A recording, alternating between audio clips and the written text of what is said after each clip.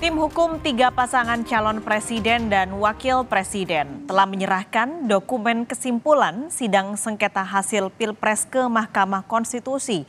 Kubu Anies Mohaimin dan Ganjar Mahfud sama-sama meyakini adanya pelanggaran pemilu. Namun hal itu dibantah tim hukum Prabowo Gibran yang menilai tudingan soal kecurangan pemilu tidak terbukti selama persidangan. Senin 22 April 2024, Mahkamah Konstitusi akan memutus perkara sengketa Pilpres.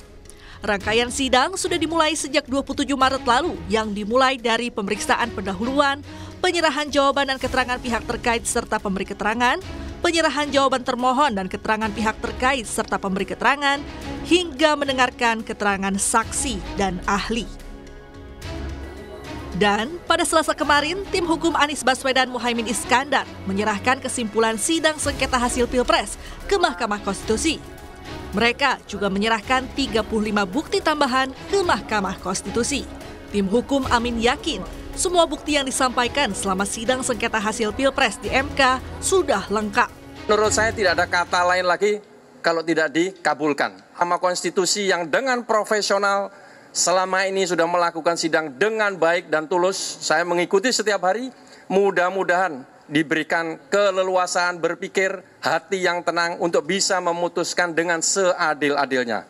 Sekali lagi saya bangga kepada tim hukum nasional, mudah-mudahan ini menjadi catatan sejarah sehingga bisa dikabulkan permohonan dari 01. Senada dengan itu, kubu calon presiden dan wakil presiden nomor urut 3 Ganjar Pranowo Mahfud MD menyebut ada 5 kategori pelanggaran pemilu yang harus disimak oleh Majelis Hakim Konstitusi.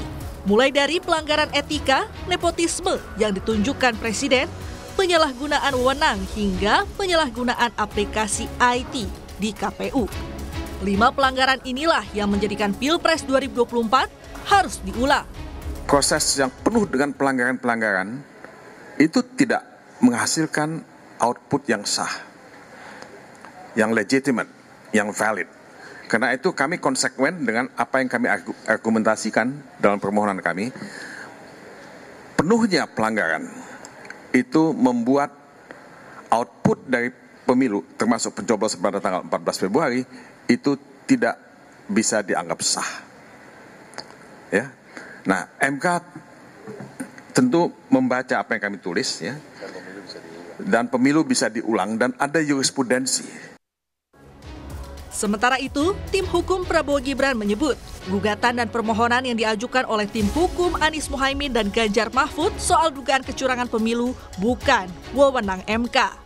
Tim hukum Prabowo juga menilai selama persidangan tudingan soal kecurangan pemilu tidak terbukti. Tidak ada bukti-bukti tentang kecurangan itu. Kesimpulan ini kami uraikan dengan jelas. Satu pun tidak terbukti adanya kecurangan tersebut. Ya kan? Jadi kita lihat tadi itu, bahwa saya katakan tadi itu sebenarnya kalau kecurangan ini, ranahnya ini ranah Bawaslu. Bawaslu yang harus memeriksa perkara kalau ada kecurangan. Di sisi lain, Ketua Umum PDI Perjuangan Megawati Soekarno Putri mengajukan diri sebagai amicus curiae atau sahabat pengadilan ke Mahkamah Konstitusi dalam sidang sengketa Pilpres 2024. Dalam suratnya, Megawati mengajak rakyat Indonesia untuk berdoa semoga ketuk palu MK bukan merupakan palu godam, melainkan palu emas. Megawati juga mengutip tulisan Ibu Kartini tentang habis gelap terbitlah terang agar fajar demokrasi timbul kembali. Dari perasaan dan pemikiran Ibu Megawati Soekarno Putri yang dikontemplasikan oleh beliau dan diawali dengan tulisan tangan dari Ibu Megawati Soekarno Putri. Sampaikan setelah Ibu Megawati menulis seluruh pendapatnya di Opini Kompas, tetapi setelah itu kan kita dihadapkan pada libur panjang dalam rangka Idul Fitri. Bahkan kemarin ketika MK buka misalnya, itu kami sampaikan kemarin. Tapi karena baru hari ini, ya kami sampaikan pada hari ini. Amicus curiae adalah pihak yang merasa berkepentingan terhadap suatu perkara dan memberikan pendapat hukum di pengadilan. Pendapat ini tidak dapat dikategorikan sebagai alat bukti maupun saksi atau ahli, tapi bisa menjadi pertimbangan hakim dalam memutus perkara. Tim Liputan, Kompas TV.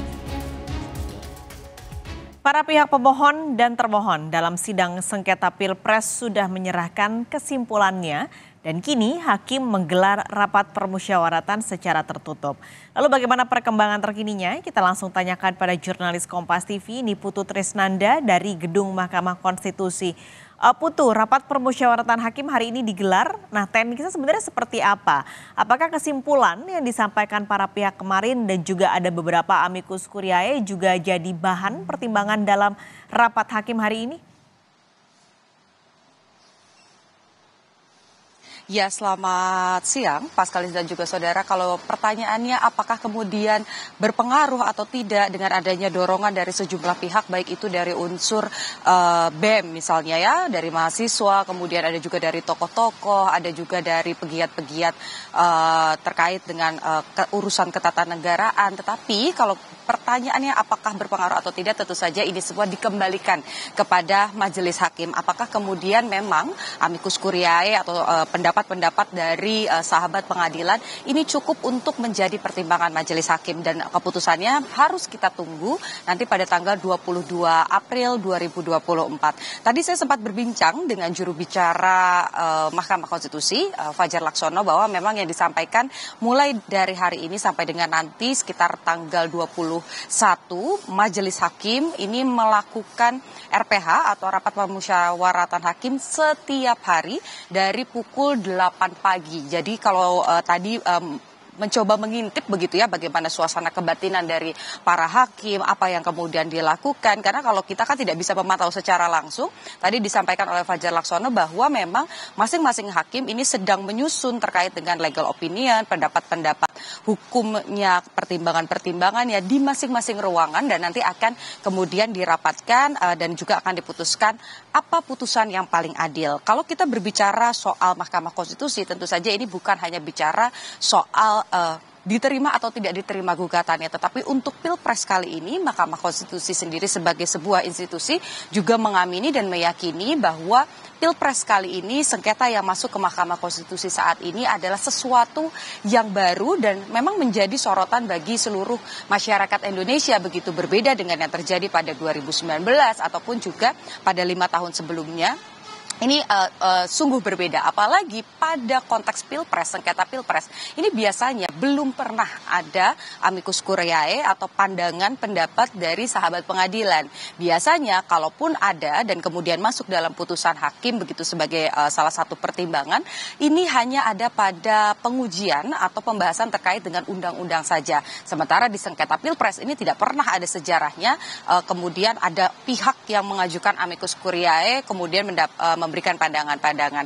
Satu hal yang pasti memang ini juga jadi momentum begitu ya bagi Mahkamah Konstitusi untuk meyakinkan atau mengembalikan kepercayaan publik. Terakhir kemarin juga sempat banyak pihak begitu, pengamat-pengamat tata negara begitu menyampaikan bahwa keputusan MK pada saat memutuskan undang-undang terkait dengan pencemaran nama baik ini dilihat sebagai sesuatu yang memang merupakan langkah yang besar dari setelah sebelumnya ada putusan 90 yang dinilai oleh publik ini menjadi karpet merah untuk melanggengkan Gibran Rakabuming Raka masuk, dan akhirnya berujung pada hari ini bagaimana kemudian ada dua gugatan dari kubu 01 Anies Mohaimin, kemudian juga dari kubu 03 yakni Ganjar dan juga Mahfud yang mempermasalahkan soal proses. Jadi bukan hanya terkait dengan kecurangan, terkait dengan angka, terkait dengan wilayah, tetapi juga terkait dengan proses, terkait juga dengan etika. Kalau kita lihat bagaimana saksi-saksi ahli yang sudah dihadirkan ini